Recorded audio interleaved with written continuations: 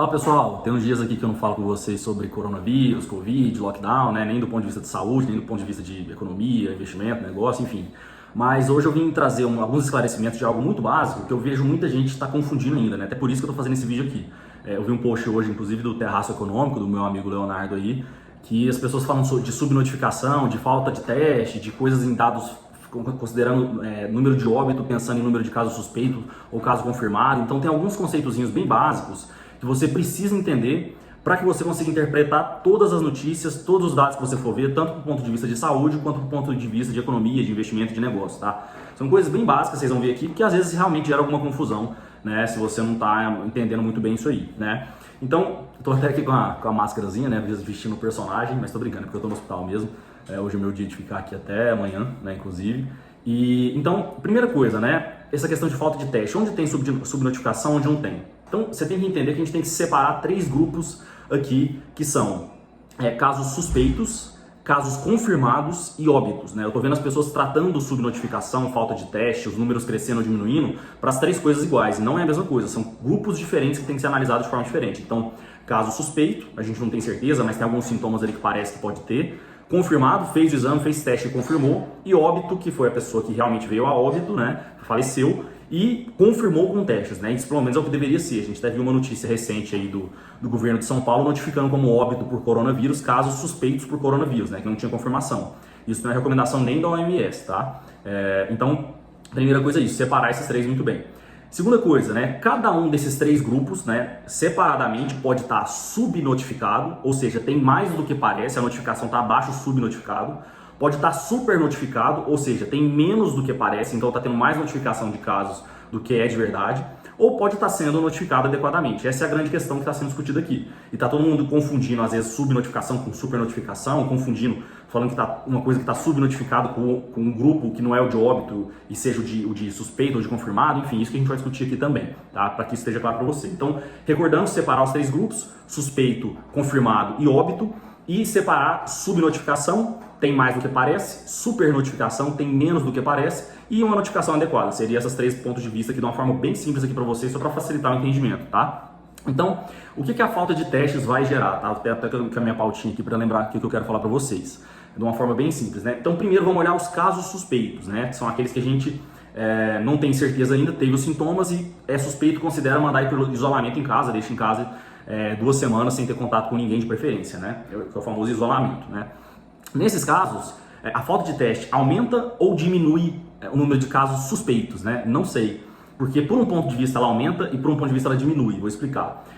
Por quê? Tem subnotificação por quê? Primeiro, as pessoas não vão no hospital, então a orientação atual se você tem sintomas parecidos, etc., não vá no hospital, a não ser que você comece a ter sintomas mais graves, né? Tipo falta de ar, uma febre muito forte, uma indisposição muito forte. Aí sim você vai no hospital. Se não, não testa, fica em casa, fica em isolamento e espera passar esse quadro gripal por coronavírus, né? Então, tem uma subnotificação por conta disso. Então, por conta disso, provavelmente tem muito mais casos suspeitos do que parece, né? Por outro lado, existe uma supernotificação, que é o quê? Os critérios para considerar caso suspeito por coronavírus são muito inespecíficos, que são o quê? Você pega ali uns sintomas de praticamente todo o quadro gripal tem, né?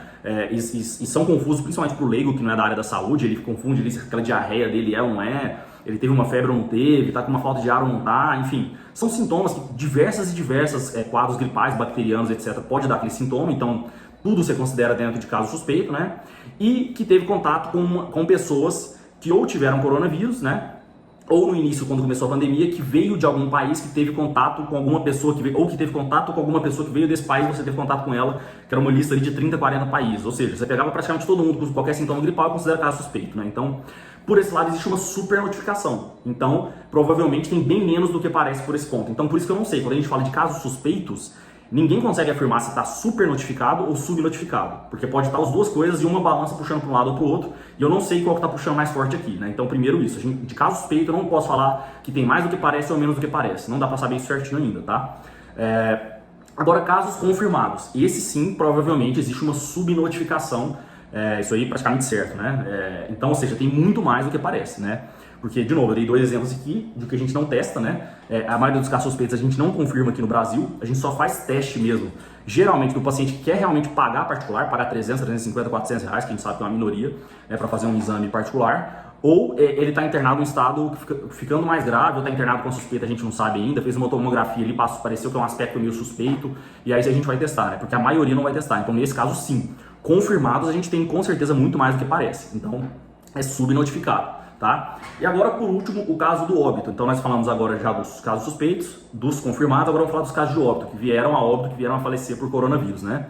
Então, nesse, de novo, eu não sei se a gente tem mais ou menos, se diminui ou não. Por quê?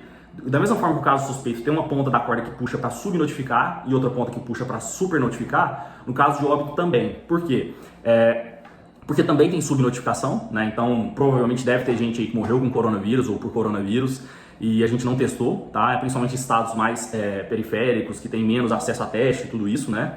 Mas bem menos, porque geralmente quando vem a óbito, a grande maioria dos casos a gente testa sim. Principalmente se tinha algum quadro pulmonar associado, alguma coisa, a gente vai testar para ver se não tinha coronavírus. Então, existe sim uma subnotificação, mas muito menor do que de casos confirmados versus casos suspeitos. Porque nesse a gente testa, principalmente proporcionalmente aos que ficaram doentes e vieram a falecer, muito mais gente do que os que são só suspeitos e testando para confirmar, tá? Então, existe uma subnotificação, mas muito menor. Por outro lado, existe uma supernotificação, tá? São dois casos. Primeiro, casos que a gente viu aí na mídia, até ficando muito famoso disso, que não existe confirmação de coronavírus, colocando como morte por coronavírus, né? E casos que existe a confirmação de coronavírus, mas colocando que a morte foi por coronavírus, e não foi por coronavírus, foi por outra coisa, que a pessoa já ia morrer. Né? Dois exemplos claros aqui, a gente viu que o estado de São Paulo, por exemplo, há uma semana atrás tinha notificado 1.200 mortos no estado, e confirmado mesmo foi só 400 e poucos, ou seja, ele notificou o triplo mais ou menos, né? Porque não tinha confirmação, não chegaram nem a confirmar, né? Esse caso aí. Então, ele deu como morte por coronavírus o triplo de casos do que foi de verdade. Então, isso existe uma supernotificação. E um outro caso que eu postei até aqui no Instagram para vocês, que é o outro exemplo desse caso de supernotificação, que foi de um bebê recém-nascido prematuro, cheio de comorbidades, que a mãe teve eclâmpsia, teve um parto prematuro, nasceu com necrose intestinal, com problema respiratório, etc.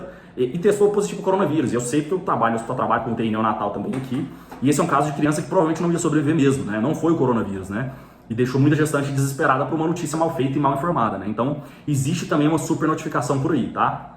Então, resumindo, o que a gente tem que olhar isso aqui para você entender as notícias, tá? Primeiro, questão da testagem, né? A falta de testar em massa e adequadamente, né, gera uma subnotificação geral em todos esses grupos, tanto o suspeito quanto o confirmado quanto o óbito. A gente tem um pouco menos de notificação porque a gente não consegue testar todo mundo, né, aqui no Brasil, por essa falta de orçamento e de organização.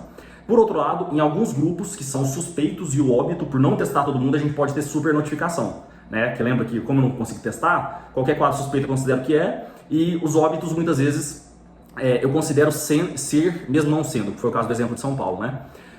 E a notificação correta deveria ser testando muito em todos, né? Que a gente sabe que não é simples, principalmente porque os testes estão muito caros, né? O custo do teste aí, R$150, 160, 140, dependendo do lugar, vendido aí por 300, né? 400, dependendo do estado também. Mas mesmo que fosse 140, 150, como é que você vai testar 50 milhões de pessoas? Ou então testar 20 vezes a mesma pessoa, igual fez ali na Coreia do Sul? Enfim, inviável aqui. A gente está falando de 28 bilhões, 140 bilhões, dependendo do número de vezes que a gente testa só com testagem. E a gente não está conseguindo se organizar e nem tem um teste barato aqui por enquanto, né? Falta de organização e de orçamento também, tá? Mas, por fim, o olhar geral, quando você olha para o coronavírus, né, nessa questão, está subnotificado ou não está, né? Então, casos suspeitos, de novo, a gente não sabe, porque está puxando para um lado e está puxando para o outro, né? Casos confirmados, também a gente não sabe, mas provavelmente é muito maior, ou seja, está subnotificado, né, provavelmente aqui. E os óbitos, a gente precisa confirmar, como eu falei que deveria, mas deve ser proporcionalmente muito menor. Aí já não é nem por causa do óbito, porque o óbito em si, lembra que eu falei que ele também é tipo caso suspeito. Existe uma ponta puxando para subnotificação e uma ponta puxando para supernotificação. Só que o número que fica no denominador dele Desculpa, o número que fica no numerador dele é os casos confirmados, né? Então, o que acontece? Vamos supor, como é que a gente vai definir o percentual de óbito, né? Então, vamos supor, de cada X pacientes com coronavírus confirmado, morreram tantos, né? Então, vamos supor que cada 100 pacientes, 5 morreram com coronavírus, né? Então, uma taxa de 5% de óbito, certo? De cada 100, 5 morreu, 5% de óbito. Só que lembra que a gente acabou de falar que os confirmados são subnotificados? Então tem muito menos, esse é o único que a gente tem certeza, que os casos confirmados a gente tem certeza que é subnotificado. Ou seja, tem muito mais do que parece, né? Então, como tem muito mais, na verdade, os casos confirmados deveriam ser 10 vezes mais. Alguns falam 13, 14 vezes, 15 vezes, mas vamos colocar 10 vezes para ser mais conservador. Então se eu coloquei que são 100 confirmados para 5 óbitos, na verdade são 1.000 confirmados, considerando 10 vezes, que eu estou considerando menos do que os especialistas consideram, eles consideram 13, 14, 15, né, para cada 5 mortes, ou seja, não são 5% de mortes, são 0,5% de mortes na verdade, entendeu? Então esse é o grande ponto que a gente tem que falar aqui, né? Espero que tenha ficado claro aí para vocês. Se tiver uma opinião, tiver uma dúvida, me avisa, compartilha isso com seus amigos, familiares, porque eu acho que é importante todo mundo entender isso. Salva aí, se puder também curtir e nos ajudar a espalhar essa mensagem, eu também fico muito agradecido. Vou colocar aqui nos comentários o que a gente explicou aqui de forma pontual para que fique mais claro para você. E espero que esteja todo mundo bem aí. Um forte abraço.